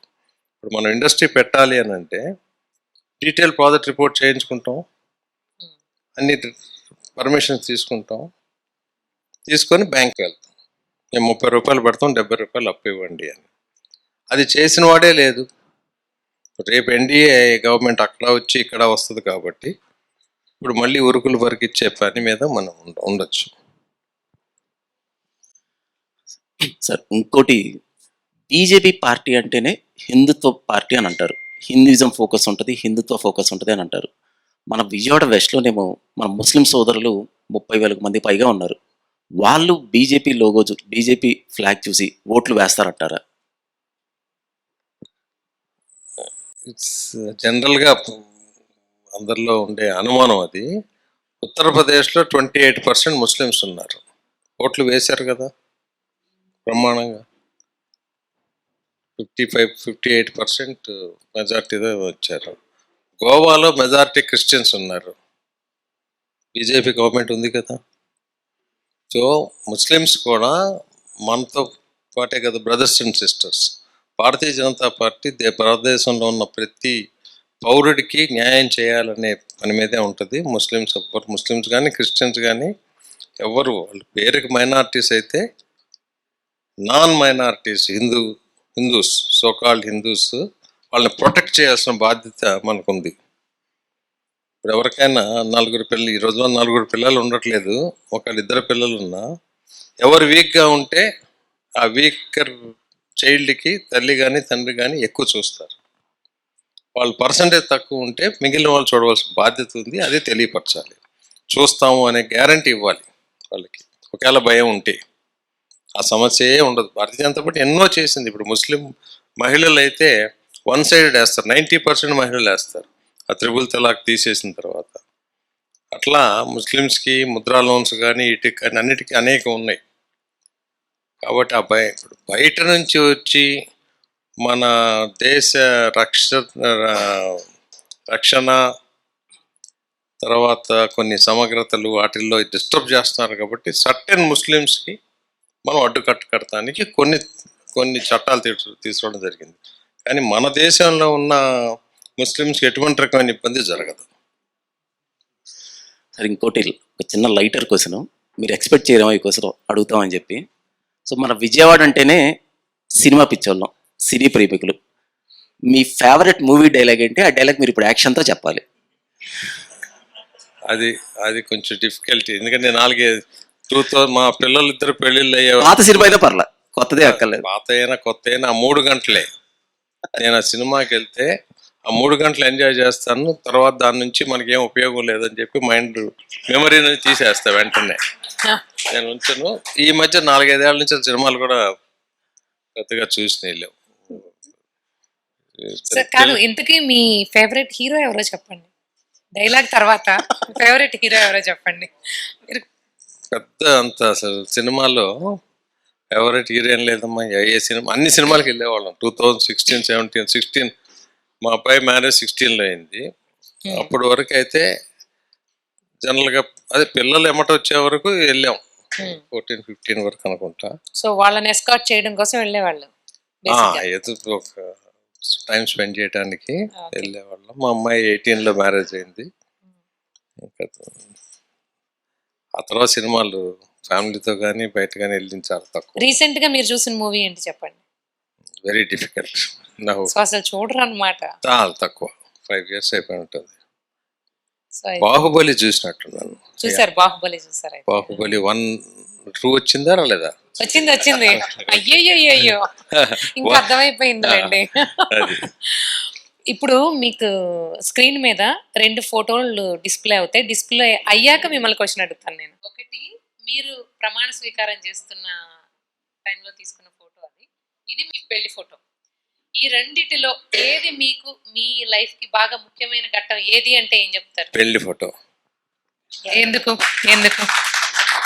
అంటే that is where life have started. ఇది ఓన్లీ టెంపరీ, అది పర్మనెంట్, లైఫ్ లాంగ్ అంతే అంటారా? So what are your memories with ప్రమాణ స్వీకారం అండి?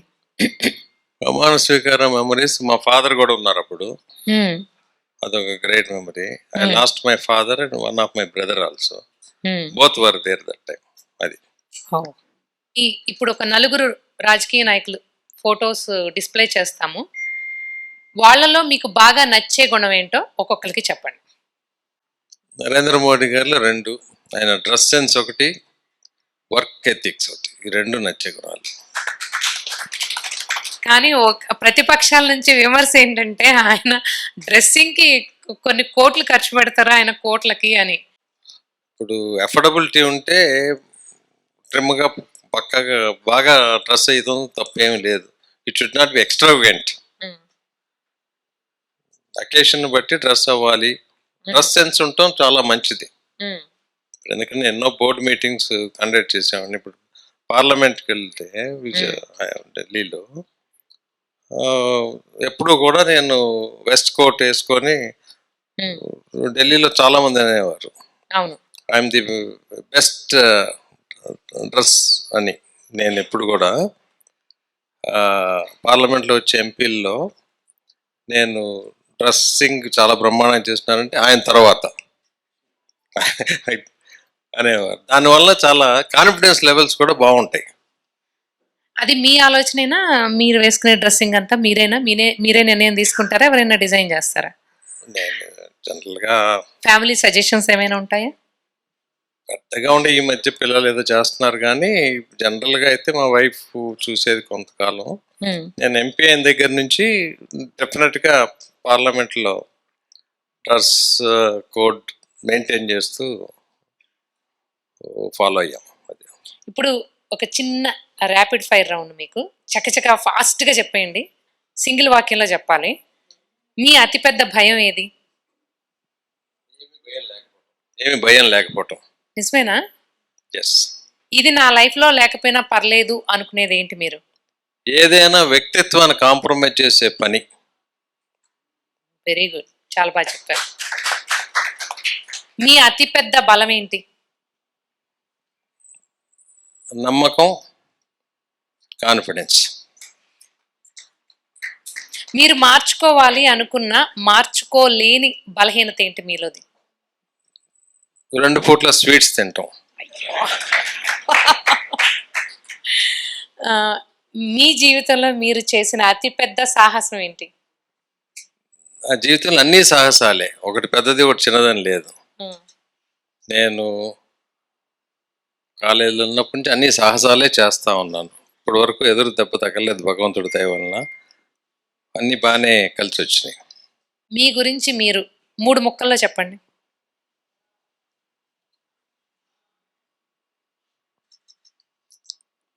హెల్త్ పాయింట్ ఆఫ్ వ్యూలో యాక్టివ్గా ఉండాలి అని చెప్పి జాగ్రత్తగా ఉంటాను. క్రమశిక్షణ ఉంటే కానీ మనం ఏమీ సాధించలేమని చూస్తాను. 3వది ఆపర్చునిటీ టు క్రియేట్. ఎవరు వచ్చి ఏది అడిగినా ఓకే ఇది ఇతనికి కానీ ఒక అమ్మాయికి కానీ అబ్బాయికి కానీ ఈ సహాయం చేస్తే ఎక్కడికో వెళ్తారు. కుడి చేత్తో సహాయం చేసి ఎడం చేత్తో కూడా తెలియనివ్వను నేను.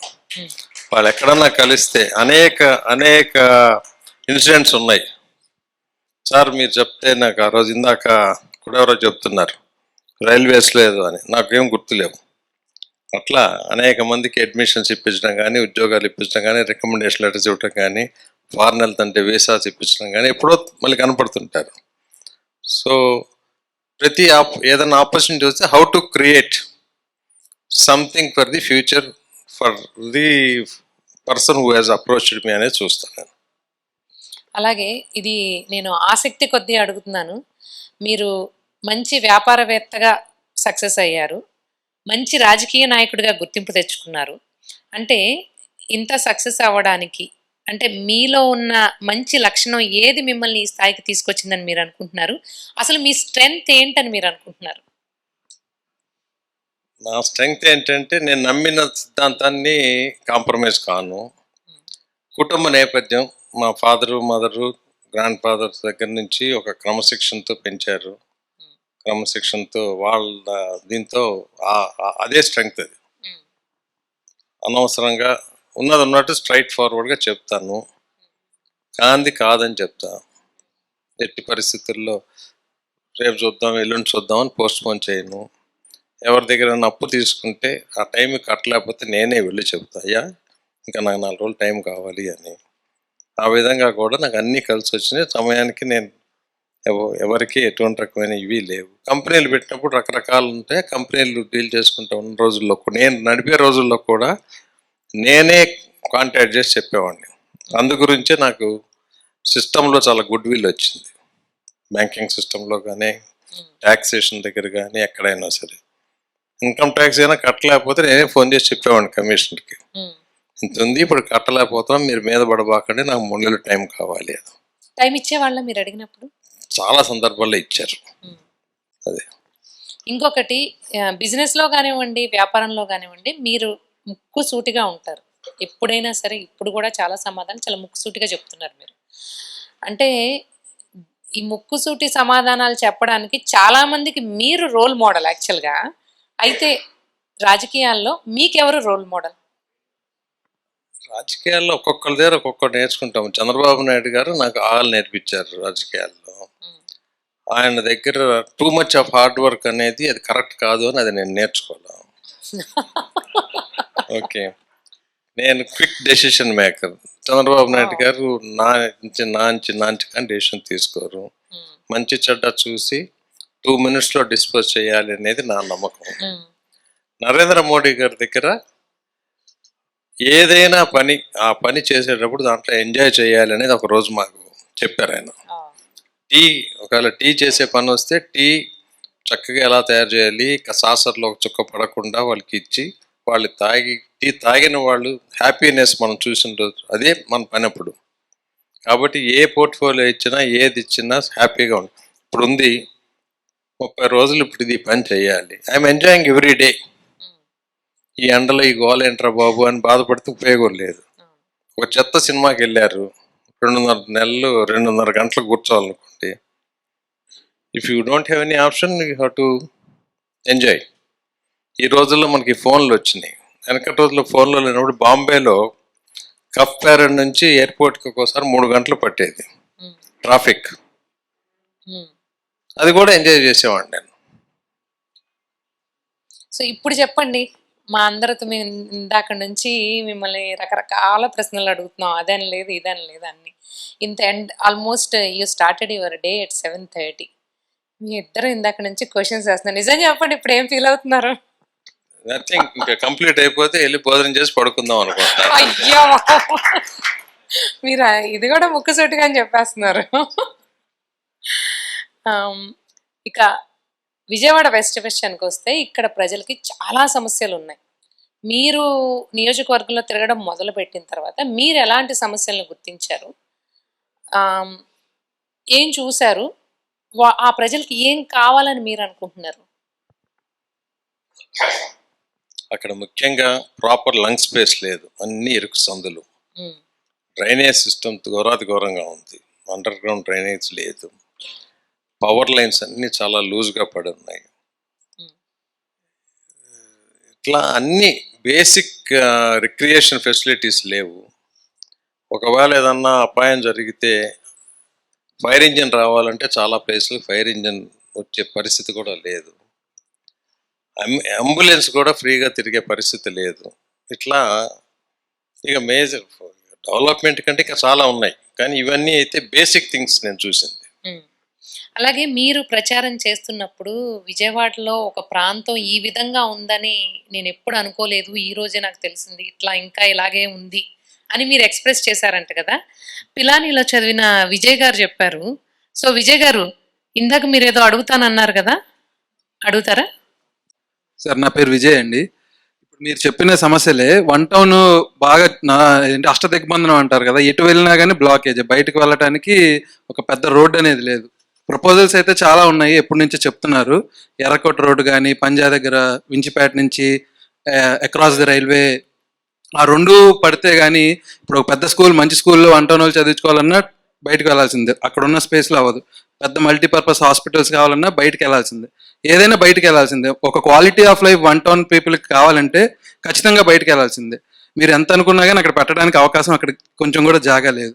సో ఆ వెళ్ళేదానికి అవకాశం ఉండే ఈ ఎర్రకట్ట రోడ్ ఎక్స్టెన్షన్ కానీ, ఈ వించిపేట నుంచి 2 టౌన్కి వెళ్ళే రోడ్ అదే ఫ్లైఓవర్ కొత్తది వేసే అవకాశం కానీ మీరు చూస్తారని చెప్పి మీ దగ్గరికి తీసుకొస్తున్నాం అనమాట. అది రెండు కూడా అండి రైల్వే వాళ్ళతో లింక్ ఉంది అని మనకు పేపర్లో చదివేది, రైల్వే మీద నుంచి వెళ్ళాలి కాబట్టి ఆ సమస్య రైల్వే వాళ్ళతోటి కోఆర్డినేషన్ చేయాలని చెప్పి అంటున్నారు. అది మీరు బీజేపీలో ఉన్నారు కాబట్టి, నేషనల్లో కూడా మీకు పలుకుబడి ఉంది కాబట్టి అది మీ వల్ల సాధ్యం అవుతుందని మేము అనుకుంటున్నాం. యాక్చువల్గా పలుకుబడితో సంబంధం లేదమ్మా. అది మనం కేంద్ర రాష్ట్ర ప్రభుత్వాలతో అనుసంధానం చేసి డెఫినెట్గా ఇవన్నీ సాధించగలిగినవే మనకి. అట్లా మొత్తానికి ఒక రీడెవలప్మెంట్ ప్లాన్ అనేది చేయాలి వన్ టౌన్కి. పున్నమి ఘాట్ కానీ, భవానీ ఐలాండ్స్ కానీ, ఇంద్రకీలాద్రి ఆధ్యాత్మిక క్షేత్రం కానీ, ఈ ఫ్లైఓవర్స్ ఎర్రకట్ట దగ్గర నుంచి అటు ఆ సొరంగం రోడ్ని దాన్ని డబల్ చేయటం, తర్వాత కొండ మీద ఉన్న నివసించే వాళ్ళకి ముఖ్యంగా ఇమ్మీడియట్గా మనం చేయవలసినవి కొన్ని ఉన్నాయి. అట్లీస్ట్ బియ్యం బస్తా తీసుకెళ్లాలన్నా, గ్యాస్ సిలిండర్ తీసుకెళ్లాలన్నా మోసుకెళ్ళడం చాలా కష్టం. సార్, దానికి కూడా ఒక ప్రపోజల్ చెప్పున్నారు, అంతకు ముందు కూడా పేపర్లో వచ్చింది. పైన దుర్గగుడి నుంచి ఇంకొక రోడ్డు వేస్తామని కూడా అన్నారు, కానీ అన్ని 10 ఏళ్ళ నుంచి, నా చిన్నప్పటి నుంచి కూడా వింటున్నాం కానీ ఏది ముందరికి వెళ్ళలేదు. అందుకని అవకాశాలు, ప్లాన్లు కూడా చాలా మంది వేస్తున్నారు. అంటే వీటి నుంచి మనం ఎకానమీ క్రియేట్ చేసి, అడిషనల్ ఎకానమీ క్రియేట్ చేసి దాని నుంచి రీపేమెంట్ ప్రోగ్రామ్ చేస్తాం అనంటే గవర్నమెంట్ 2 ఉంటాయి. ఇప్పుడు ఫైనాన్షియల్ క్లియరెన్స్, లీగల్ క్లియరెన్స్, ఈ 2 కనుక మనం సాటిస్ఫై చేయగలిగితే మనం సాధించలేదంటూ ఏమి ఉండదు. గవర్నమెంట్ ఆఫ్ ఇండియా నుంచి కనుక మనం అప్పు తీసుకోవాలంటే వాళ్ళకి ఏవో స్టాండర్డ్ నామ్స్ ఉన్నాయి. మినిమం మాకు 9% రిటర్న్ రావాలి అని. లీగల్గా ఏమైనా సమస్యలు ఉన్నాయని legal department, finance department clearance చేసుకుంటే, నేను ఇప్పుడు ఊహిస్తుంది ఏంటంటే, నాకు మోడీ గారి దగ్గర పనిచేయడం వలన గవర్నమెంట్లో సాధ్యాసాధ్యాలు తెలుసు, ప్రొసీజర్ తెలుసు. స్టేట్ గవర్నమెంట్ నుంచి ఎక్కువ నేను ఇంటిగ్రేట్ చేసి ఉండేవాడిని ఆ రోజుల్లో.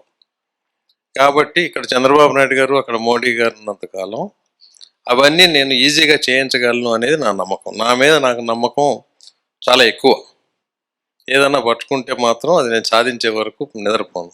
అలా నేను కష్టపడను, మనుషులతో చేపిస్తా. నేను కష్టపడే చాలా తక్కువ. నాదెల్లా ఇంటలెక్చువల్గానే నేను చెప్తాను, ఇది నెక్స్ట్ డే కల్లా రిజల్ట్స్ చూస్తాను నేను. అంతవరకే జనాలతో పని బాగా చేయించగలను, అది నా expertise. Thank you sir. Next question అండి. సార్ నమస్తే సార్, నా పేరు జగన్మోహన్ సార్. నా మిత్రులందరూ నన్ను జగన్ రెడ్డి అని పిలుస్తుంటారు. ఇక యాక్చువల్గా మన కాళేశ్వర గారు, ఐదేళ్ల కాళేశ్వర గారు మనకి first speaker of United state. ఆయన పేరుతో కాళేశ్వర మార్కెట్ ఉంది. అలాగే చిట్టినగర్ కూడా ఒక ఎమ్మెల్యేగా చేశారు ఇదివరకు, ఆయన పేరుతో చిట్టినగర్ ఏర్పాటైంది. అలాగే మీరు కూడా విజయవాడని ఐటీ హబ్గా క్రియేట్ చేస్తే మీ పేరు కూడా మేము చెప్పుకుంటాం, మన గుండెలో పెట్టుకుంటాం. ఇప్పుడు సాఫ్ట్వేర్ ఇంజనీర్ ఎక్కడ అంటే బెంగళూరు, ఎక్కడ హైదరాబాదు, ఇంకా వేరే ప్లేస్ లేదు మన దీంట్లో. సో మనం we are novel to Bengaluru, Hyderabad. విజయవాడకి అంత కెపాసిటీ ఉంది. మీరు ఒక వెస్ట్కి కనెక్ట్ కాకుండా, అంటే దానికి లిమిట్ అవ్వకుండా మొత్తం విజయవాడ యాజ్ ఏ హోల్గా మీరు డెవలప్ చేయాలని నా సూచన. నా ఆకాంక్ష. మీ సమస్య పేరుకి మీ పేరు గల వ్యక్తి మూలాన వచ్చిన సమస్య అది. లేకపోతే అమరావతి అనే దాన్ని గ్రోత్ ఇంజిన్ కింద పెట్టి అలాంటి సాఫ్ట్వేర్లు బెంగళూరుకి హైదరాబాద్కి మించిపోయే పరిస్థితి వచ్చేది ఈ రోజుకి. ఆ విధంగా ప్లాన్ చేసాం. నేను టోటల్గా నిమ్మకం ఉన్నాను కాబట్టి నాకు తెలుసు అది. అది క్యాపిటల్ సిటీ కాదు, ఇట్స్ గ్రోత్ ఇంజిన్. ఆ విధంగా చేసాం అది. ఇప్పుడు అమరావతిని 5 సంవత్సరాలు ఆపగలిగాం భగవంతుడి దయ వల్ల. కంటిన్యూస్గా నేను పనిచేశాను దాని మీద. ఒకసారి అమరావతి ఫ్లడ్ గేట్స్ ఓపెన్ అయితే ఇంకా సాఫ్ట్వేర్ కంపెనీలు వాటికి ఇబ్బంది ఏం ఉండదు అసలు. అవి పశ్చిమకు తీసుకురావాల్సిన అవసరం లేదు. సార్ నా పేరు అంకిత్ లోయ. 2 క్వశ్చన్స్ అడగాల్సి అనుకుంటున్నాను. First is on personal basis. ఏంటంటే ఇప్పుడు జనరల్గా విజయవాడ వెస్ట్ ప్రజలు ఫీల్ ఏమవుతున్నారు అనేది మీ వరకు తేవాలనుకున్నాను. మేజర్గా అందరు ఏం ఫీల్ అవుతున్నారంటే మీ వరకు చేరలేకపోతున్నారు. They are not able to reach you. అంటే ఒక ఎమ్మెల్యేకి జస్ట్ ఇంకా ఎమ్మెల్యే అవ్వకుండా రీచ్ అవడానికి there are so many layers and no one is able to come directly to you or speak anything. బేసిక్గా ఏమనుకుంటున్నారంటే వచ్చి ఒక సమస్య ఉంటే మీ వరకు చెప్పడానికి 1, 2, 3, 4, 5 లేయర్స్ వరకు ఉన్నాయి. మాక్సిమం 1 లేయర్ ఉంటే కూడా it is easy to reach you.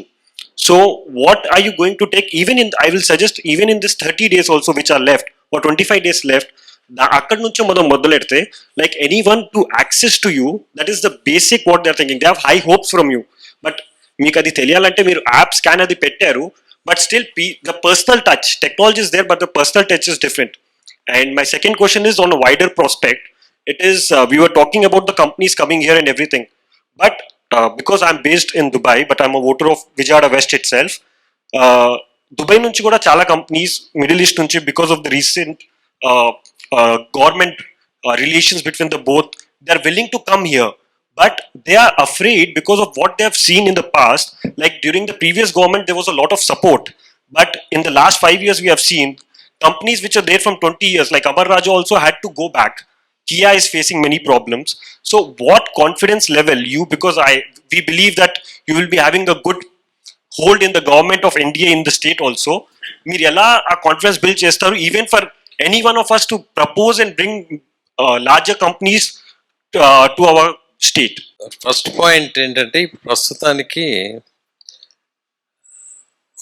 1000 మంది నాతో మాట్లాడాలనుకో, is it possible humanly? Not possible. కాబట్టి we are identifying who are all the people. Channelize చేయాలి ఏదైనా. ఓకే, ఓవర్ హెడ్ ట్యాంక్ కట్టారు, ట్యాంక్ నిండా నీళ్లు ఉన్నాయి. Can you use that water without channelizing? I'm sitting like a overhead tank. Okay, so దాన్ని కరెక్ట్గా channel చేయాలి అంటే సిస్టమ్స్ రావాలి. సో నేను అక్కడ కూర్చుంటే 1000 మంది మినిట్ వచ్చారనుకోండి, క్వాలిటేటివ్ డిస్కషన్ ఉండదు ఏదైనా చేయాలంటే. బట్ రాజకీయాల్లో యాక్సెసిబిలిటీ అంటున్నారు. ఇప్పుడు వెస్ట్లోనే ఇప్పుడు అప్పుడు నాకు తెలియదు కదా వెస్ట్లో కంటెస్ట్ చేస్తాను, లేకపోతే ఇల్లు అక్కడే కట్టుకునేవాడిని. ఓకే, ఇప్పుడు అయినా వెస్ట్లో ఒక ఇల్లు చూస్తున్నాం. 4-5 రోజుల్లో సెటిల్ అయితే అక్కడ నేను అవైలబుల్ ఉన్న 1000 మందిని కలిసినా నేను క్వాలిటీగా నేను మాట్లాడలేను కదా. కాబట్టి మనుషులు సిస్టమ్ పెట్టాల్సింది. ఇప్పుడు మోడీ గారిని కలవాలంటే, అంటే నేను మోడీ అంత రోడ్నా నేను అంటలా, ఎవరినైనా సరే రేపు పొద్దున నువ్వు గ్రో అయినాక when you sit like a big managing director chairman, people just simply can't come. దాన్ని ఏమంటాం, అటవిక పాలన కాదు కదా, పద్ధతిగా చేయాలి కదా. Your second question is very very good question. ఇప్పుడు ఎన్డీఏ వస్తుంది, మళ్ళీ రేపు వీరు ఓడిపోయి మళ్ళీ జగన్మోహన్ రెడ్డి అనేవాడు వచ్చి మళ్ళీ వినాశకాలం తేడాన్ని నమ్మకం ఏంటి అని అడుగుతున్నారు మీరు, అంతే కదా? Also first getting the confidence itself that you can again come back and you can build, అంటే huge investment they need to put in. అదే వాటికి కొన్ని ఈ ఎక్స్పీరియన్స్ అయినాక మనం ఆలోచించాలి. ఇమ్మీడియట్గా నా దగ్గర ఆన్సర్ లేదు దానికి. కానీ అది very good question. Chandrababu Naidu garu ఎల్లప్పుడూ ఉంటారు అనేది ప్రజాస్వామ్య పద్ధతిలో చెప్పలేము. We are not living in China, right? ఇప్పుడు దుబాయ్ కూడా దుబాయ్ లాగా షేక్ రాజరికం కాదు కదా. ఎలా ఉంది దుబాయ్? నిన్న మొన్న మునిగిపోయింది అన్నారు కదా. Within 24 hours, everything is back to normal. That is their own reason. ఎందుకైంది అలా తెలుసా? No, this was not their own dream, but the one which we started 20 years back, and again because of the change of government, ఏదైతే cloud seeding మనం ఆపేసామో వాళ్ళు continue చేశారు. Today they are finding result. Before they were 3 rains per year, now they are having 30 rains per year.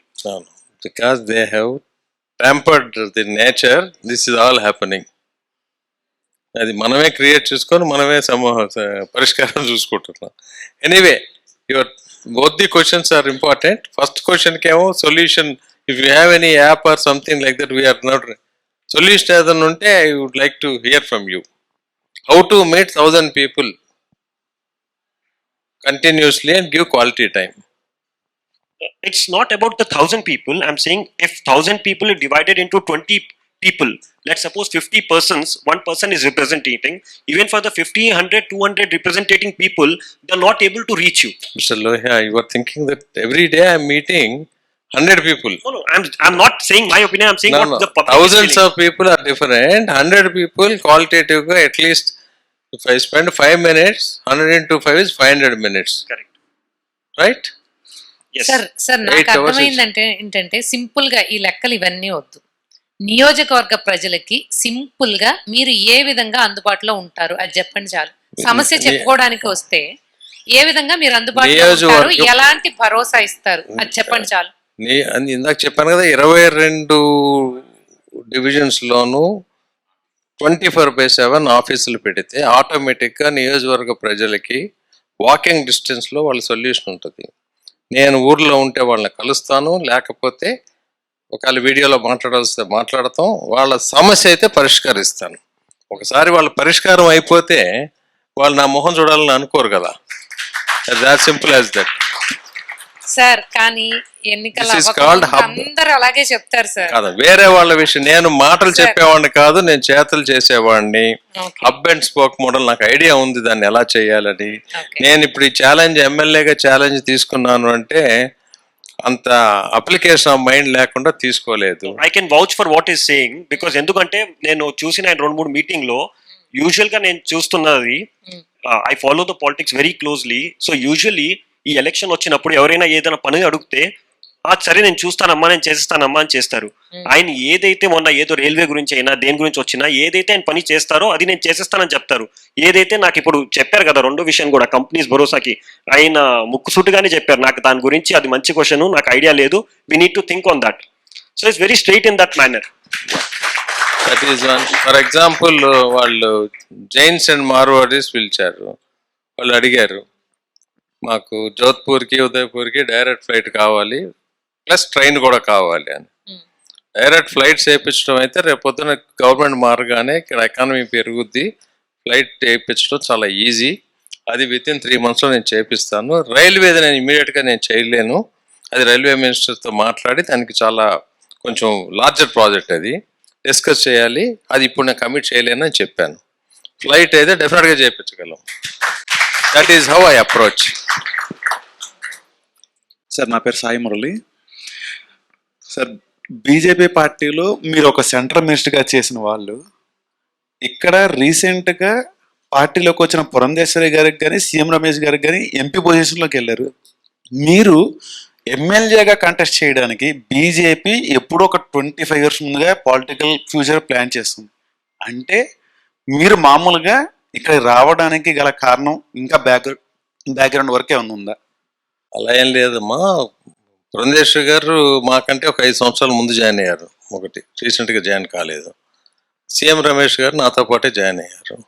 బహుశా అధిష్టానం అనుకుంది రాష్ట్ర రాజకీయాల్లో నేను ఉండాలని అనుకొని వాళ్ళు డెసిషన్ తీసుకున్నారు. విజయవాడ నా పుట్టిన గడ్డ కాబట్టి, నా అడ్డ కాబట్టి విజయవాడ తీసుకొచ్చారు నన్ను.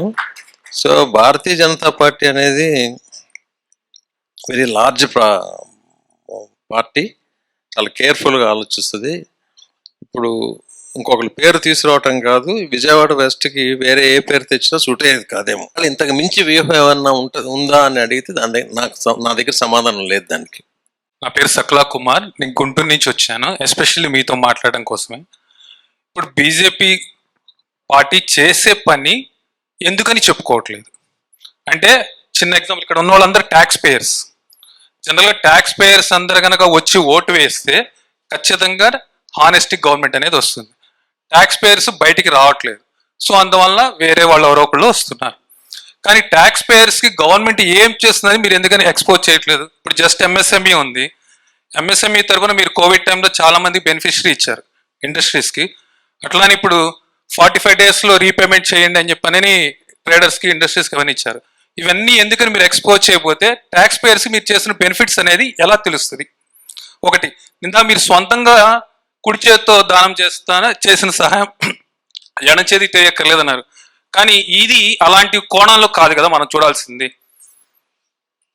చేసిన సహాయం అనేది మీరు చెప్పాలి కదా ట్యాక్స్ పేయర్స్ కి, ఇదిగో మేము ఇలా చేస్తున్నాము, మీరు బయటికి రండి, మీరు బయటకు వచ్చి మీరు ఓటు వేస్తేనే కదా నిజాయితీ గల గవర్నమెంట్ అనేది రాగలిగేది. అట్లానే నిందా మీరు చెప్పిన దాంట్లో ఎయిమ్స్ చెప్పలేకపోయారు. మనకి కోస్టల్ ఆంధ్ర కానీ ఆంధ్రప్రదేశ్ మొత్తానికి కూడా ఇవాళ ఎయిమ్స్ హాస్పిటల్ చాలా చాలా బెనిఫిటరీ. ఇండియాలో బెస్ట్ ఎయిమ్స్, అది టాపెస్ట్. గుంటూరు మన మంగళగిరి ఎయిమ్స్ హాస్పిటల్ అనేది ఇండియాలో ఉన్న అన్ని హాస్పిటల్స్ లో 9th నెంబర్ ర్యాంక్ అన్నమాట. బిగ్ లిస్ట్ ఉంది. సో ట్యాక్స్ పేయర్స్ బయటికి వచ్చి ఓటు వేయమని చెప్పడానికి మీరు ఏం చేస్తున్నది పబ్లిక్ కి తెలియాలి కదా, ఇన్ని రకాల బెనిఫిట్స్ చేసినప్పుడు. ఇందాక నేను చెప్పిన కుడి చేతికి ఎడం చేతి తెలియకపోవడం అది మీ పర్సనల్ కదా, రెండు నాట్ కంపేరబుల్. మీరు చెప్పేది ఏంటంటే ఇవి పాలసీస్ తీసుకొచ్చాం, ఆల్రెడీ సిస్టంలో మేము ప్రొపగండా చేస్తానే ఉన్నాం. అంటే ఇప్పుడు మనం ఉపన్యాసాలు ఇవ్వటం మొదలు పెడితే చెప్పటం మొదలు పెట్టాలి. ప్రచారం మొదలు పెట్టినాక నేను టేకప్ చేస్తున్నాను అవి. ఇంకా నేను ప్రచారం మొదలు పెట్టలేదు. అంటే నేను మీరని కాదు, అసలు జనరల్ మీ పార్టీ గురించి నేను అడుగుతున్నాను. బీజేపీ పార్టీ ఎందుకని దీన్ని ఇట్లాంటి ఎక్స్పోజ్ చేయట్లేదు? పార్టీ ఎక్స్పోజ్ చేస్తానంది కదా, ఇవాళ న్యూస్ ప్రింట్లో ఎక్కడ చూసినా మా అడ్వర్టైజ్మెంట్స్ విపరీతంగా ఉంటున్నాయి. ఇవి చెప్తానే ఉన్నారు. చెప్పకుండా నార్త్ ఇండియాలో అంత ఇదిగా గెలవట్లేదు కదా పార్టీ, చెప్తానే ఉంది. ఆంధ్రప్రదేశ్లో ఒక స్పెషల్ సర్కమ్స్టెన్సెస్లో భారతీయ జనతా పార్టీ వెనకబడింది. ఇక next you can see the speed. అదే ట్యాక్స్ పేయర్స్ చాలా మంది కూడా జిఎస్టీ వల్ల చాలా ఫేసెస్ చేస్తున్నారు కదా. ఇన్ ఫ్యూచర్ లో దీన్ని అంటే ఇప్పుడు మనకి ఇప్పుడు ఫోన్ పేలో ఒక మనం పేమెంట్ చేస్తాం అనుకోండి, ఇమ్మీడియట్ గా పార్టీకి వెళ్ళిపోతుంది, బ్యాంక్ వెళ్ళిపోతుంది, అన్ని చోట్ల ఒకటే జరుగుతుంది. ఇప్పుడు జిఎస్టీ వచ్చిన తర్వాత అది ఒక బ్రహ్మాండమైన పదార్థం లాగా పబ్లిక్ అంటే ఆడిటర్స్ కావచ్చు, డిపార్ట్మెంట్స్ కావచ్చు, ట్రేడర్స్ ని చాలా ఇబ్బందికరమైన పరిస్థితి జరుగుతుంది. దీన్ని సింప్లిఫికేషన్ చేసి ఫ్యూచర్లో అంటే ఇప్పుడు మేము బిల్ జనరేట్ చేస్తాం అనుకోండి, అవతల పార్టీకి వెళ్ళిపోతే డిపార్ట్మెంట్కి వెళ్ళే విధంగా అంటే ఇట్లా సింప్లిఫికేషన్ చేసే ఆలోచనలు ఏమైనా ఉన్నాయా? జిఎస్టీ అనేది ఫార్మేటివ్ స్టేజ్ లో ఉంది. 2017లో అంటే మీరు ఎమ్మెల్యేగా పోటీ చేసినా కూడా నేను మీ పార్టీ తరపున అడుగుతున్నాను నేను. అవును, అంటే జిఎస్టీ అనేది గత 10 సంవత్సరాల నుంచి కొట్టుకొని వచ్చి చివరికి 17లో పాస్ చేసాం. సో దాని మూలాన మన రెవెన్యూ విపరీతంగా పెరిగిపోయింది. సో కొన్ని గ్లిచెస్ ఉంటాయి, కొన్ని హిక్కప్స్ ఉంటాయి, అవన్నీ కూడా స్లోగా సెట్ అవుతాయి. ఆల్రెడీ లాస్ట్ 3 yearsలో చాలా వరకు సెటిల్ అయినాయి, సింప్లిఫికేషన్స్ చాలా అయినాయి. ఫర్దర్గా కూడా సమస్య వచ్చినట్లు సొల్యూషన్ వస్తుంది. కానీ ట్రేడర్స్, ట్యాక్స్ పేయర్స్ ఏంటంటే ఇంకా సింప్లిఫికేషన్స్ కావాలి అనేది కోరుకుంటున్నారు. ఎందుకంటే ఇక్కడ ఆల్మోస్ట్ అందరూ మంది ట్యాక్స్ పేయర్సే కాబట్టి మాకు అది మన దేశంలో ఏంటంటే టూ మచ్ సింప్లిఫై చేస్తే మనం దాన్ని మిస్యూజ్ చేస్తే పనిష్మెంట్ ఇవ్వలేకపోతున్నాం. బికాజ్ మనది డెమోక్రటిక్ కంట్రీ. కళ్ళు మూసి కళ్ళు తెలిసే లోపల crores of rupees can be misused. అందు గురించి అంత సింప్లిఫై చేయలేకపోతుంది. అదే చైనా, అమెరికా ఉంది. అమెరికాలో చాలా సింపుల్ ఎవ్రీథింగ్, ట్యాక్స్ ఫైలింగ్ దగ్గర నుంచి. ఒకవేళ పొరపాటున దొరికితే మాత్రం ఒక 20 years అన్నా మినిమం జైలుకి వెళ్ళిపోతారు. మళ్ళీ ఈ కోర్టుకి వెళ్ళటం, ఆ స్టే తీసుకురావటం ఏం ఉండవు. మన దేశంలో అది లేదు. అది థ్యాంక్ యూ వెరీ మచ్. నా పేరు రమేష్ అండి. ఇక్కడికి వచ్చిన తర్వాత నాకు మా ఫ్రెండ్కి వచ్చిన డౌట్ ఇది. మీరు ఎమ్మెల్యేగా గెలిచారు, గవర్నమెంట్ మీది ఫామ్ అవ్వలేదు. గవర్నమెంట్ నుంచి మీకు ఎలాంటి సపోర్ట్ వస్తుంది, మీరు ప్రజలకు ఎలాంటి సపోర్ట్ చేస్తారు? ఎమ్మెల్యేగా చేయగలిగిన పని చేస్తాం. సెంట్రల్ గవర్నమెంట్ అట్లా అంటే 2 చోట్ల ఫామ్ అవుతుంది. కాంబినేషన్ చూడాలి. 2 చోట్ల ఎన్డీఏ రాలేదు, అప్పుడు ఏం చేయాలి? అంతేనా? ఎమ్మెల్యే చేయగలిగిన పని ఎమ్మెల్యే చేస్తాం. వీళ్ళంత వరకు ఎవరైతే గవర్నమెంట్ ఉందో వాళ్ళని కన్విన్స్ చేయగలనండి, ఏ గవర్నమెంట్ ఉన్నా, ఇక్కడైనా అక్కడైనా. అంతకుమించి చేయగలిగింది లేదు. రెండు చోట్ల ఎన్డీఏ వస్తుందని గట్టి నమ్మకం. అది సార్ నా పేరు సంపత్ అండి. ఇక్కడ వెస్ట్లో చాలామంది యూత్ ఉన్నారు సార్. అప్కమింగ్ జనరేషన్స్ కూడా యూతే వస్తుంది. సో వాళ్ళకి స్పోర్ట్స్ అకాడమీ విజయవాడలో ఏమీ లేవు అనేది మా ప్లేస్ ఉంది, బట్ వాళ్ళకి ట్రైనింగ్ సెంటర్స్ కానీ అలానే కాలేజ్ బేసిస్లో మనకి లైబ్రరీస్ ఉన్నాయి. సో వాళ్ళకి ఒక ఓపెన్ లైబ్రరీ విత్ అప్డేటెడ్ ఎవరైనా వాకింగ్ చేసేవి లేవనేది దాన్ని ఎలా తీసుకొస్తాము? ఇప్పుడు ఇవాళ రేపు డిజిటల్ లైబ్రరీసే పెట్టాలి. వెస్ట్లో ఒక 25,000 to 30,000 యూత్ ఉన్నారు సుమారుగా. ఆ యూత్కి మనం కొంచెం స్కూల్ డిస్ట్రిక్ట్ కాన్సెప్ట్ అని ఉంది అమెరికాలో. అంటే ఆ డిస్ట్రిక్ట్లో ఉన్న వాళ్ళకి స్కూల్ అడ్మిషన్స్ కానీ హాస్పిటల్స్ కానీ అక్కడే వచ్చేటట్టుగా ఉంటాయి. సూపర్ స్పెషాలిటీస్కే బయటకు వెళ్తారు. 12th స్టాండర్డ్ వరకు అక్కడే ఉంటాయి. ఆ విధంగా మనం వర్కౌట్ చేసి చేయాలి. ఈ లైబ్రరీ గోల్డెన్ డేస్లో లైబ్రరీకి వెళ్ళటం అనేది లేదు. ఇప్పుడు మన ఫోన్లోనే లైబ్రరీ. అంటే అన్ని చోట్ల అలా కాకపోయినా వాళ్ళు థీసిస్ కింద నేర్పించేవి, ట్యూటోరియల్స్ కింద నేర్పించేవి మనం చెప్పితే స్టూడెంట్స్కి అర్థమయ్యేవి ఓపెన్ లైబ్రరీస్ ఇక్కడ మిస్ అవుతున్నాం. అవి కొంచెం వర్కౌట్ చేయాలమ్మా. స్పోర్ట్స్ అకాడమీస్ అనేవి మనకి విజయవాడలో అవి చాలా తక్కువ ఉన్నాయి. ఇప్పుడు స్టేడియం చంద్రబాబు నాయుడు గారు ఫౌండేషన్ స్టోన్ వేశారు కదా, అదొకటి కంప్లీట్ చేయించాలి. ఇలాంటివన్నీ ఉన్నాయి, కానీ ఆ స్టేడియంకి యాక్సెస్ సరిగ్గా లేదు ఒకవేళ అది కట్టినా. కాబట్టి we have to redesign everything. Sir ఒక last question from our side. So ఫైనల్గా మన విజయవాడ వెస్ట్ ఓటర్కి ఓటు వేసే ముందు గుర్తొచ్చేలా మీరేం చెప్తారు? ఈ గత 5 సంవత్సరాల అరాచక పాలన గుర్తు చేసుకొని అమ్మ బాబాయ్ ఇంకా వద్దని ఓటేయాలి.